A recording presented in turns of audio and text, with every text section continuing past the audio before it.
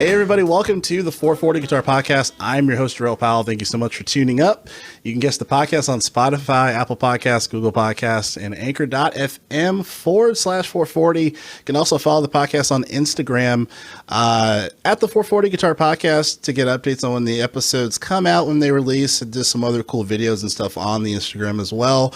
And if you'd like to connect me with an artist that you think would be great for me to speak to, if you think that, if you have a question or whatnot in the podcast or what have you, a couple things. You can send me an email at the 440podcast@gmail.com. You can send me a direct message on Instagram. You can even leave me a voicemail if you'd like. If you go to anchor.fm/440, there is a way to leave me a voicemail. I actually connected with a really great musician and artist, left me a voicemail on the Anchor website. So feel free to do that too. Whatever works for you. So today I'm very excited as I have a guest here speaking with, just to read a little bit of a description. This person grew up beneath the wide skies of the rural American West, where a childhood appreciation for country music, whose twangy textures seemed to reflect his surroundings, soon gave away an obsession with rebellious guitar-driven rock and roll. Shortly after, recruited by Otis Taylor to join the Blues Legends band, what followed was a whirlwind of international tour dates. And this person has an album that's coming out very soon. The third album, if you will, The Hang, on August 12th. The 440 Guitar Podcast is very happy to have Taylor Scott here on the show. How you doing, man? Hey, Jerrell. It's good to be here, man. I'm doing good. How you doing? I'm good, man. As you can see, it's just sweat pouring down my face as usual during here in California and Long Beach, but making it happen. But yeah, how's everything going on your end, just when it comes to just music? What do you got going on for this week? Oh man, well, I feel you. First of all, with the heat, I just came back from the other end. I was in the southeast, Okay. so I was roasting in a whole different kind of way. But yeah, we just got back. We're doing let's see. I don't know what's going on this week. I'm hosting like a local funk jam for a bunch of Denver musicians, which has been super cool because we have a lot of national touring cats in Denver now. Because it's become such a hub. So we get this funk jam going on like the weeknights. A lot of great players show up. So that's something I do weekly. That's super fun. Nice. We just got back from Philadelphia too. Hung out with Los Lobos and did a big blues festival over there. Nice. Yeah, man. I'm trying to shed at the house a little bit. You know how it is when you get into touring season. If you get 2 or 3 days off, it's like that's your only time to sit and shed a lot of the time, and you're not on stage or traveling. So I'm sitting here next to my 65 Super, and after I hang up with you, I'm probably going to dig into that for a little bit, man. Yeah. Very cool. Very cool. I was curious just to ask you, this is kind of a random question here, but this came about when I was speaking with I don't think it even came up when I spoke with that artist, but I heard him say it on a different interview, and then it just had me thinking. When you're on tour, and playing at shows and whatnot, how many days in a row do you remember touring and like having to play live at a time? Is it usually just kind of spread out? Because I remember speaking to Josh Smith, and he was like, yeah, there was a moment where it was kind of like challenging, but it was like a badge of honor where like he had to play like 21 straight shows, and he's playing like crazy stuff, and it's like his hands are on fire, Oh, dude. Yeah. I know that feeling. In fact, this was a total rookie move. The first long tour I ever went on, I was like probably 18, and we get in the middle of the tour. It was about a 3-month long thing. Now we didn't play every single day, which I know is your real question, but like we were up in Canada halfway through the tour, and at that point we were playing like 15 shows in a row, no break or whatever. And I decided to up my string gauge. Oh no! I'm like, yeah, I'm gonna be a bad motherfucker. I'm gonna get these strings up to manpower here. And it's like I was like totally torn up. You know what I mean? And then you can't turn back. But you ever have the thing where you like super glue your nail to your finger? Oh my God! What I mean? Yeah, like yeah. between sets, and it holds for about 3 tunes, and then it breaks again and starts pulling the cuticles away. Yeah, don't do that, kids. Don't up your string gauge in the middle of a tour where you're playing every night. But yeah, I don't know, man. Lately, there's been, especially since everything that happened a couple years ago, there's like touring looks a little bit differently right now. I feel like like at a band at our level, by which I mean like we still tour around with like a van. You know what I mean? Yeah. We're not like, but we fly sometimes too. But we're not like, playing huge venues and all that, except for like festivals and stuff and support slots. So we're like at that road dog phase where a couple years ago you would try to play as much as possible, even though like those early week gigs when you're not a super well known artist, Yeah. like that stuff can be brutal. I think everybody who's toured on that level knows that. And lately, because of kind of some of the changes we've gone through, it seems like we're doing a lot more like weekend stuff or like fly dates and things like that, because it's kind of hard to do that like early week stuff. So lately, I almost feel like I don't feel like I'm slacking, but it feels like weird not to be playing every day of the week when you're on the road, right? Because I think the most I've done in a row is probably about that 20 mark or so, but usually like you might have Monday or Tuesday or both off and then carry on through. Yeah. But yeah, lately it's just been a whole different rhythm. I feel like, man, we're bouncing around a lot. And like I said, it's hard to do that early week stuff in the middle of the country or whatever. You know what I mean? It's like everybody's kind of got a different MO touring wise. So definitely. I've been coming home between the trips more than I used to. And that's been cool because there's such a local thing that's cultivated here in Denver, especially like I mentioned the past few years. A lot of national touring cats have moved here, and the musical community is really a lot more robust than people would expect who haven't spent time here. Nice. So for me, it's been great not to be on the road all summer because I'm involved with all this other stuff here. I mean, like my buddies, some of my friends are in Lettuce, and they're I don't know when this podcast will come out, but we're recording it today. They're playing Red Rocks tomorrow with Tower of Power. Oh, nice. And I just played with some of those guys like 2 nights ago in a little bar here where me and Benny Bloom from Lettuce, he's the trumpet player, we have a honky tonk band on the side. Oh, wow. Like, that's crazy. People hear that and they're like, what? When they first found out about it, a lot of our friends were like, is this like supposed to be funny? Or what's it? It's like, no, man, we're into this. It's a real deal. So the point is, you get like members of Lettuce playing in a honky tonk band and all kind of other stuff like that. Like, that's what's going on around Denver. There's so much community and like such a communal vibe with some really good players, man. Like, I've got my ass kicked plenty of times. You know what I mean? You're like, oh shit, it's time to go back to the shed. And so that's been really cool for me, man. Like that local regional vibe. And I encourage anybody who's got that going on to dig into it hard, because I feel like I was missing a lot of stuff. Yeah. Like pre-pandemic or whatever. And now it's like that thing kind of solidified, that communal thing locally. Yeah. So I'm digging playing on that, man, and learning a lot. Nice. Very nice. Very nice. So here on the 440 Guitar Podcast, we're really big on origin stories, how people got to where they are today. One of the first questions usually I ask is, tell me about your earliest memory of music. Yeah, man. You were talking earlier, I grew up in Wyoming. I was born in St. Louis, and when I was about 5 or 6, we moved out to Wyoming. So like, that early childhood stuff, I don't remember so good. But really, when we got to Wyoming, like we moved out to the country, which was just such a completely different thing for me, even at that age. Yeah. And my parents like really got into that vibe and started listening to country music a lot around the house. And we had horses, and I was like riding and roping as a kid. So I'm listening to like all this country music. The first thing I remember is going to a concert by this Wyoming singer-songwriter who's like a cowboy called Chris Ledoux.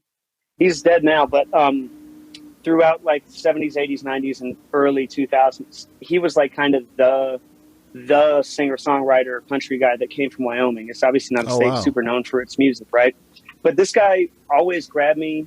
From the get-go, I just was into it because it was what was playing, and I connected with music really quickly once it was available. And then now I realize like that dude was a bronc rider and an actual cowboy, writing about that life.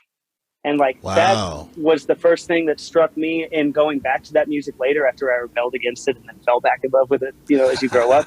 Yeah. I realized like, damn, my first musical influence, which is like something that I even like stylistically left for so long, his whole thing was like telling his real, true, genuine, authentic story. And like, you know what I mean? Yeah. And that stuck with me, So going to his concerts, they were at rodeos, literally, it was like a concert at Cheyenne Frontier Days rodeo. Oh, you know what I mean? And so like it was a totally different vibe from most other people that I know that play the type of music that I play, which is not usually country music, funk and blues and jazz and soul. Yeah. Usually that's not they didn't come up going to rodeos and rodeo Right. concerts. So. That But was that the guy demo. Chris would Yeah. do. If you like country songwriting, man, check him out. Nice. But that was my first stuff, man. But it obviously impacted me big time. In fact, I got to cover a Chris Ledoux song on stage for the first time like 2 days ago. Oh, awesome. Which is pretty dope. Nice. Now, as far as like the music in the house, like growing up, or just in general music played in the house at an early age, was it originally like blues and stuff, or was it a mix of the country? What kind of stuff was playing in the house when you were growing up? No, it was like there was a lot of country of the time. So I'm 28, so I was born in '93. So by the time my ears started paying any attention around the house, it was like a lot of like country music of the day. And a little bit more old school stuff. Like my dad, like from George Jones to George Strait, but then also you're hearing like whatever '90s country was going on. Yeah. So there was not a bunch of blues, you know what I mean, happening around the house at that age, especially because we moved out to Wyoming and they were just in it, which I think is cool. I think it was cool that my not super musical parents did the thing where they get like super into, like they follow a vibe and change kind of their style. That's great. Bit, like what's going on culturally. I think that's dope. But yeah, there wasn't a bunch of blues. And then I discovered like my dad's stack of like rock, like 70s and 80s rock and roll records. And that got me on the, like the Led Zeppelin thing and all that. But that's not what they were spinning. I had to go find that in like a dusty shelf. Yeah. You know what I mean? In the had to crate dig in the house. Yeah, exactly. But what about you? What was happening to your place? You know? Man, it's funny. For me, it's interesting because a lot of the music that was around the house for me, it was either like gospel type stuff because my family was in a choir, except me. I was kind of the black sheep. I was just like, I'll watch you guys, but like I'm not trying to work on my voice really.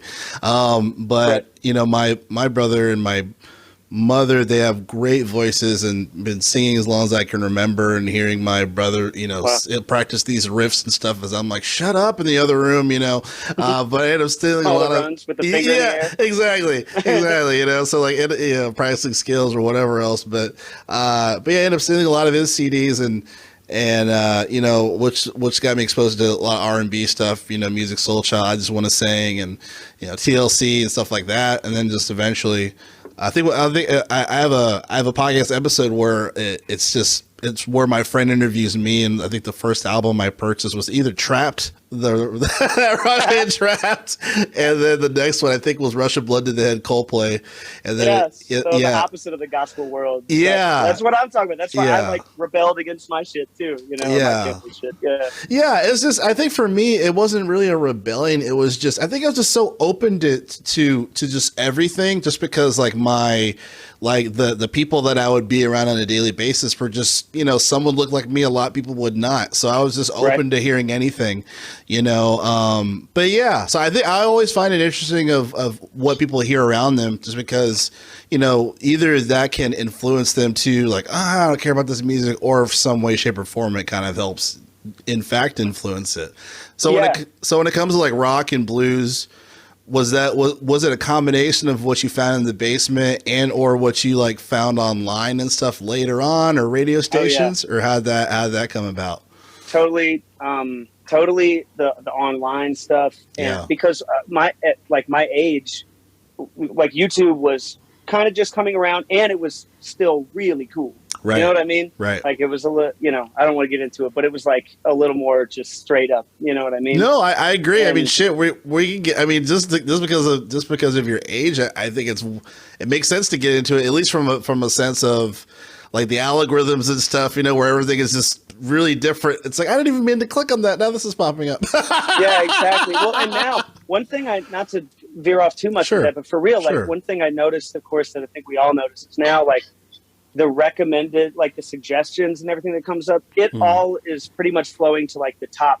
You know what I mean? Yeah. Just kind of like everything what's else. trending. Don't get me started. Yeah. But, but it's like, back then it was like, if I was looking up a video of Snooks Eaglin for example, it was like a pretty known, but also pretty deep, like blues, jazz, New Orleans guitar player. Like the suggestions on the side would be filled with Snooks Eaglin or Alan Toussaint or like whatever, like things that were related. Now that would funnel me straight to, like within a couple suggestions, straight to like Eric Clapton's most known video. You know what I mean? Or like Oh, highest yeah. viewed video.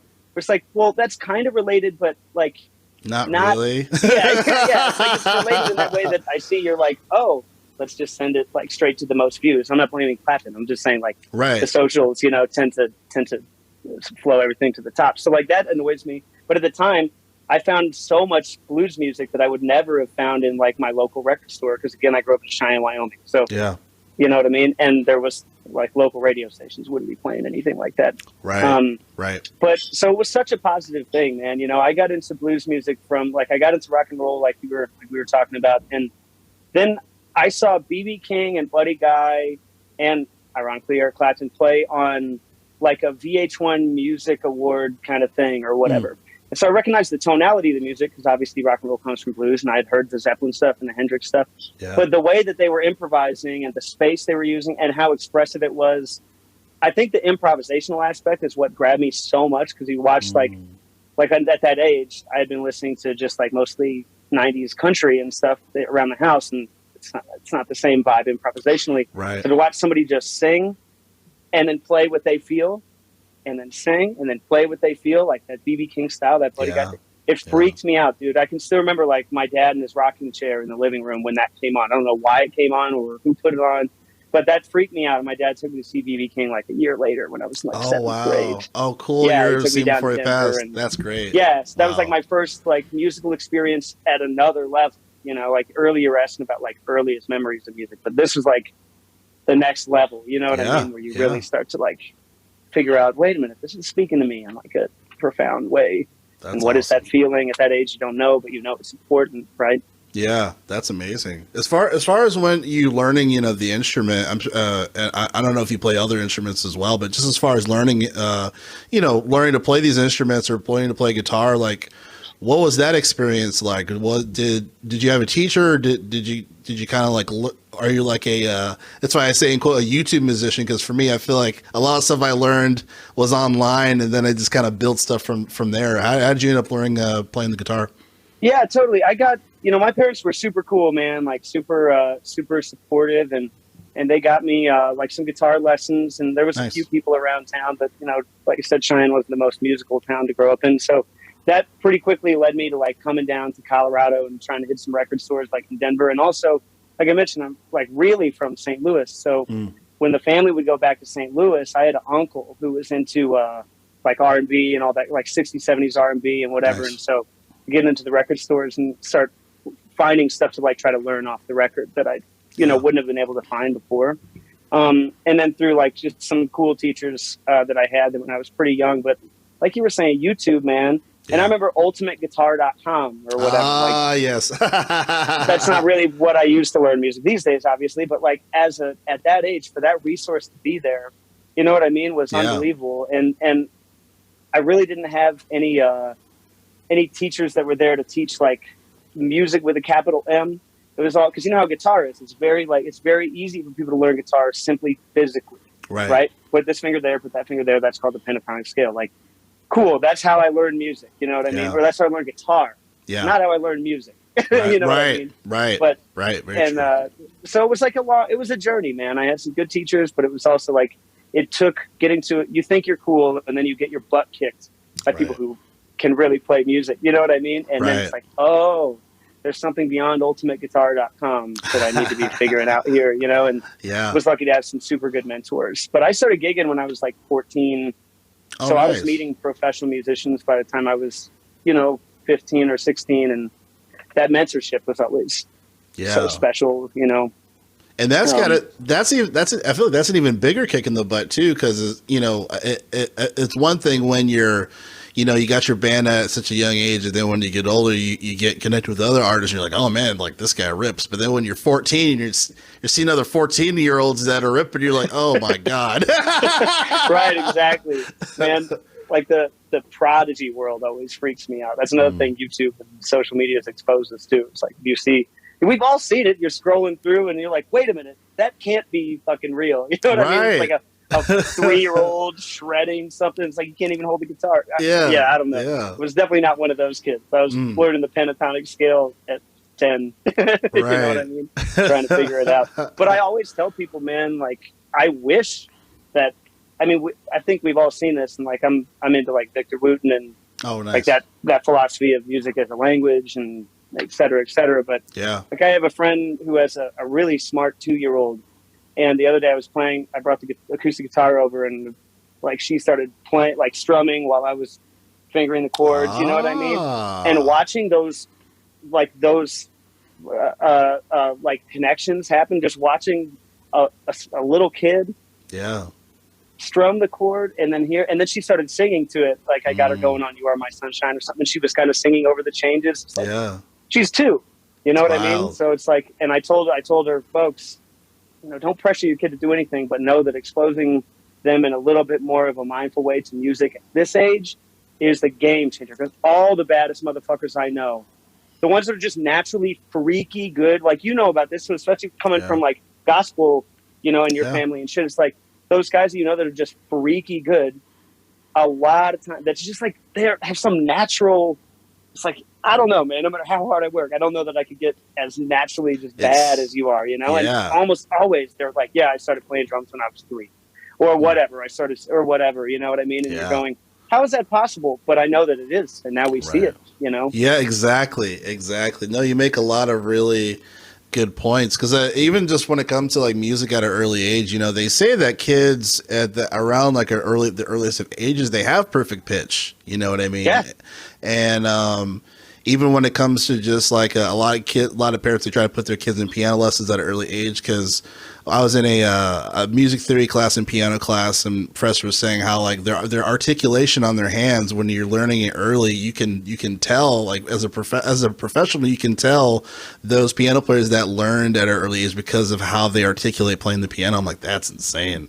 Wild. You know, but yeah, as far as just you know, playing music at an early age, I just think if for people that are able to do that, or that have that opportunity to do so, it's just so like that's so awesome. You know what I mean? So you can hear it when it becomes so natural, because with the music as a language thing, it's like most of us can speak and communicate pretty well, even if it's not perfectly like theoretically or you know, but we can communicate really well. But it's because we've been learning to do that since we were around our parents from the second we came out of the womb, right? Exactly. So if you think of music that way, and I've seen so many examples of it, just even in my personal life, let alone the people that we know, the Stevie Wonders of the world, et cetera, you know what I mean? But it's a very interesting topic, and to parents with young kids that are interested in music or show an interest in music, I'm always like, I'm not telling you to send them to the piano teacher that cracks their knuckles with the ruler or anything, but I'm just saying keep like propagating and feeding that. Because if they do end up wanting to go that route or having that kind of passion later in life, they will thank you. You know what I mean? It's definitely. Like I'm thrilled I started as early as I did, because it could have. But even just a few years difference, I'd be a different cat, and I know it, and I'm not scared to say that. You know? Right. No, that's real stuff. No, that definitely respect you saying that too, because I feel the same way. I was going to ask you, you know, one of the things that caught my ears when I was kind of looking up to sound your music a bit is you have a really great, soothing, soulful voice. When did that? Oh, thanks. Of course. When did that happen, as far as like you starting to sing and, you know, and everything? Was that around the same time you were in those bands at 14, or when did that come about? Yeah. And it actually connects to the same point we were just talking about of like time spent and the whole thing being a language. It's like I started playing guitar when I was 9, and I didn't start singing until I was like about 15. Okay. And so I had a band with my little brother. We had typical, you know, close in age sibling bullshit. And so he was singing is the point. But we did not get along, you know. So at some point I was like, well, I guess I have to sing. But I'd been playing guitar long enough to play guitar well enough to be in a band. I had not been singing long enough to sing well enough to really be in a band. I did it anyway. Right, you know. Right. Grateful that there's not, you know, that's not how I sound now, but you know, it had to happen. And so like by the time I was feeling a little more comfortable on the guitar, I was just starting to figure out the singing thing just barely. Yeah. And so I don't feel like I really came into that until my early 20s, even though I started it when I was like 15. So I'm sorry for everybody who had to listen to me singing on those gigs for those 5 years, you know, or whatever.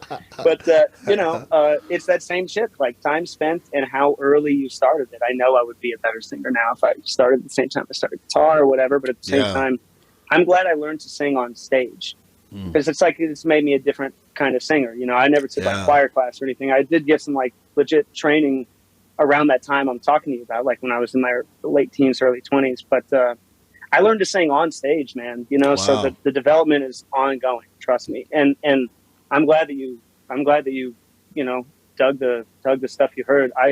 The whole pandemic, or at least the lockdown part of it, I just walked around the house with an acoustic guitar singing the entire fucking time. You know what I mean? So now I noticed growth. So now this new record, like, I don't know if you got the new record or not with however this all works with the not yet, whatever. not yet, okay. Not yet. Well, you probably heard a couple of the tracks that have been released, but I feel like it's an ongoing thing, man. And I've embraced much more my country roots lately, just because, you know, like we were talking about, it seems like we rebel against what we're brought up with a lot of the time, unless we fall right in line with it, and then you kind of come back to it a lot of the time, you know. So now, like, I was annoyed with country music for years, you know, and then now I'm digging up all the great stuff the past 5-6 years and really falling back in love with it and discovering all this new stuff I didn't know about. And that's changed my vocal style, man. It absolutely has, because some of my favorite singers are in that world. And I find that I can better represent some of that than trying to be like Mr. Blues singer or whatever, because that's just not who I am anyway. So even though that's my shit that I love, you know, but it's like, so it's cool to kind of combine the two. Like you mentioned a little bit of twangy stuff in your intro, but also talk about blues. Like I like that. You know? Yeah. I was going to ask you before we dive into your album, as far as just digging deeper on like the process and, you know, themes and all that. What do you think, just to press you a bit on, you know, as far as coming back to some of those things that we once rebelled, like, what do you think was the point of contention, or what do you think was the point that changed where it did veer back to that? Do you think it was a certain experience, or just how you as an artist just kind of shifted when it comes to how you write or make songs? Yeah. One, I think we just grow up, you know, hopefully, and get a little wiser and realize it's that same shit. Like when your parents tell you something that makes you real mad, and they say, "You're going to understand later." You know what I mean? And then of course now I'm getting to that age where I'm clocking those things like, oh man, you know, I thought as a kid, no, I'll never change, you know. It's like, now you realize, oh wait, just in gaining hopefully a little wisdom, right? So like I've found that like that rebellion was often like, you know, I grew up in Wyoming, so there wasn't a lot of rock and roll music going on. When I wore Led Zeppelin t-shirts to school, I got made fun of. You know what I mean? When I grew my hair long, you know what I mean? Like I got shit and all that stuff. So the idea, I think, was, as an adolescent, was kind of like, well, I'm going to bow up against your shit then. You know what I mean? Right. You guys like that silly pop country music and whatever, you know what I mean? And it was like that, you know, that confrontational, self-defensive kind of thing. Yeah. And eventually you learn to let most of that go, hopefully, you know. And then the other thing was purely musical. Townes Van Zandt and Guy Clark, right? I was always a song guy, you know. Like the first time I remember hearing the organ was on that Wallflowers song, One Headlight, which is a big hit, but I don't care. It's a beautiful tune, and I still listen to it all the time. And that's when I was like 5, you know, and I can still remember hearing that B3 slide in on like the 4th bar or whatever. Yeah. And it's because it's a great song. I've always been a song guy. So then when somebody started showing me Guy Clark and Townes Van Zandt, which are like two of the greatest songwriters of American history and troubadours, and they didn't sound, especially in the live recordings, they didn't sound country. They sounded like dudes who had been walking from gig to gig, you know, which is like the kind of blues stuff that I was used to listening to. And it translated so much better than like produced country music. It sounded like the storytelling of blues and a lot of the musicality of blues, but different region, different vantage point, whatever. Yeah. And that just cracked the whole thing open for me, right? Because it sounded so not like the George Strait or the Merle Haggard type of stuff that I heard around the house as a kid. But then I found the threads back to all that, right? You know what I mean? You find, oh, this Townes Van Zandt song was actually made famous by this more polished version that Merle Haggard recorded or whatever, which, you know, and at first I was like, but fuck that. You know, I only want this version, the Dusty Dirt Road version, you know what I mean? The vodka drinking troubadour version. And then now I'm like, no, you know what? Merle Haggard is a damn fine singer. You know what I'm saying? It's like, so it's like you just trickle your way. You know what I mean? Like Yeah. you have to kind of find it. Like it doesn't just happen, you know. But it was Towns and Guy Clark for me, man. If anybody listening doesn't know those guys and like great songwriters, Nice. hit it up, Nice. you know. But that musical history sent me way back into the country thing from a whole new vantage point, you know. Nice. I will have to do some homework on that myself. So, Yeah, you love it, I think. Cool. Tell me about this, the third album, The Hang, coming out here soon this year. You know, what's the message behind the album, and tell me just kind of your process working on it. You know, the first record that I did, the second record that this band did, we did with Steve Berlin of Los Lobos. And he produced it. I mean, that was my first time working with him. So this record you're talking about is our second project together. Oh, okay. So he produced it.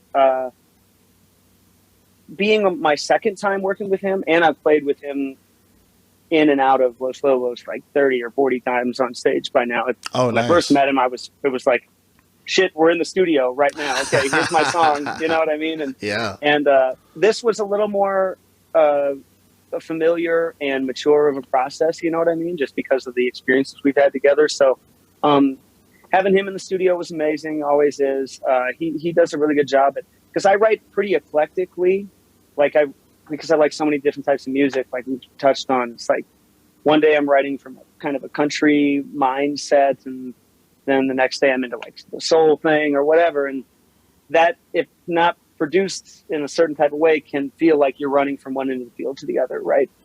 But Steve has a really cool way of kind of sonically and stylistically and tonally running a thread through all of that. You know what I mean? All those different kind of styles and vantage points and coming from genre-wise. So that was beautiful, man. I felt like we stepped it up, you know, and really created like a sound, both sonically, stylistically, you know.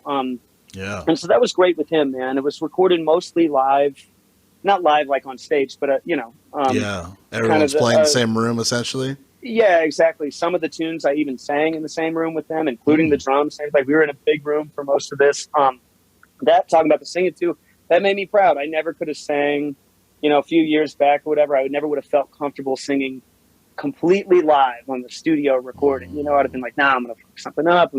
And there's several tracks on this record that we were all gathered around the drums. And that's a cool way to make a record if you could pull it off, man. You know, we're all now used to overdubbing so much, whatever. And of course we did that too. But that was, it was a good experience feeling like I worked on some shit and now I can do something that I didn't feel comfortable doing before. So that was a nice experience, man. Just recording the whole thing live, you know. And you asked about the message of the record. There's like there's some themes that tend to pop up in my stuff pretty consistently. I'm really into just the general idea of remaining present, like you know, presence in your life. I struggle with all kind of, you know, anxiety type of stuff and things. We've all, a lot of us, especially with social media era and everything else, you know, have kind of trouble staying present, I think. And so that tends to be a message in my music, including in the previous record. It's also just a lifestyle thing, you know. The record's called The Hang, and it's called that because, like, well, there's a title track called The Hang, but we picked that one because, like, my whole thing and our whole vibe in Taylor Scott Band and really our kind of, you know, family of musicians and friends it's all about the hang, right? It's never purely business. You know what I mean? Like that thing, and it's not to say we just like to party all the time. That's not the point, but it's about the relationship and the community. And I don't mean the community like just like my neighborhood or what. I mean like our thing, you know, your family, your community. That is such a huge part of our whole style, even the way we tour.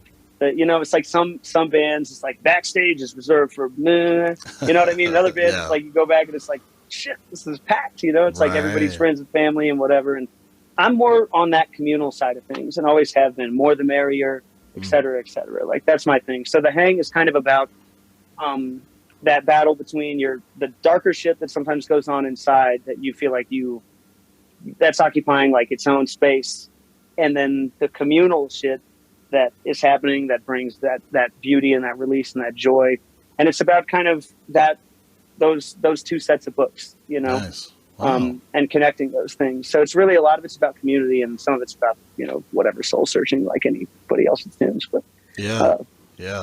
The hang, that's the vibe. Cool. Neat. Yeah, I was gonna say too, you know, I feel like you know, playing, when you're able to play with, you know, the music, you know, your musicians and the same like kind of vicinity, you know, I feel like it's such a lost art in some ways, shapes and forms, but just that energy, because I was able to do that for my album Transitions too. That's out now if anyone cares to check it out. But just that energy between everyone playing together, it's just, you know, and you can even feel that, you know, when you listen back, you know, Totally. as it's being mixed and mastered. But it's just, there's such a difference versus, you know, X person was, you know, did this, you know, separately, you know, on their UA, you know, Totally. universal audio interface. Well, and I'm totally there with you. And we've all done records like that. I've done records like that. Yeah. Ain't nothing wrong with it. It's cool. But, you know, I'm not like curmudgeonly about that kind of stuff. You know, well, here's how it should be done, you know, old school style. But I have to say, it just tends to feel, for me, especially in my own project, if it's something that you're not just being called in to play a little guitar or whatever, it's like, it's a band, you know, that feel is kind of irreplaceable. You know what? Even during the thing, there was a track or two that we recorded that we had to do, like the band played together, but like Steve Berlin was home producing. And it's really cool technologically that we have the ability to like bring a producer into the studio virtually. He could listen to the session live. He can make mix edits for himself. He has a headphone mix like everybody else, whatever, but he's in Portland. Very cool. My favorite way to do it? Absolutely not. You know what I'm saying? Sorry. It just is what it is. You know, it's very cool that we can do that. Beautiful things can still happen, but like I said, I'm all about the hang, man. Yeah. You know, like the drinks you had after the first session, but before the session the next day, affect positively or negatively. I meant more like the drinks you have together, not the booze itself. But you know what I mean? The post-session hang affects the next day's work one way or another, in the way that I see it, at least in this type of music, where you're not just pressing a button and there it is, you know? Yeah. So I don't know. It's all one big organism to me. But it's also kind of what the hang's about, you know? It's like, it's one big organism. Every little thing affects everything else. So for us, we want to have that vibe like you're talking. Yeah. We need to be together. We just do. Nice. You know? Yeah, I agree. So wrapping it up here, man, I was going to ask you just, I guess, what are some lasting things that your listeners should keep an eye out as far as like a next single, or just anything else that you guys are doing that people should, keep an eye out, or, you know, be sure to check out before the album comes out? Yeah, absolutely. We actually just had a single come out today called Leaning Tree. Oh, nice. Well, actually, it doesn't even come out today. It comes out on Friday, which I don't even know what date that is. I'm not going to check. We'll figure it out later. But it comes out probably around the time this is coming out. But it's called Leaning Tree. It was premiered today, but it'll come out later this week. There's a couple recent singles called Talk to Me and Bleeding Out and Shade Tree American Dream. Those are all off the new record that people could check out. The actual record drops August 12th. And we travel a good bit. So, you know, we're around the Midwest in August and also in Colorado. But that record, The Hang, August 12th, that's the next big drop. Nice. I'd love it if people would check that one out. Well, that new single comes out on Friday, so we'll drop this on Friday too at the same time. So cool. People can check out the single, check out the podcast. So, awesome. Well, Taylor Scott, this is a huge honor, man. It's been a great joy speaking with you, man, and looking forward to when the album drops, man. I appreciate it, Jerrell. It's good to be on. Thanks for having me. Of course, my pleasure. Well, there you have it, folks. This is Jerrell here from the 440 Guitar Podcast. We'll jam again soon, and have a great day.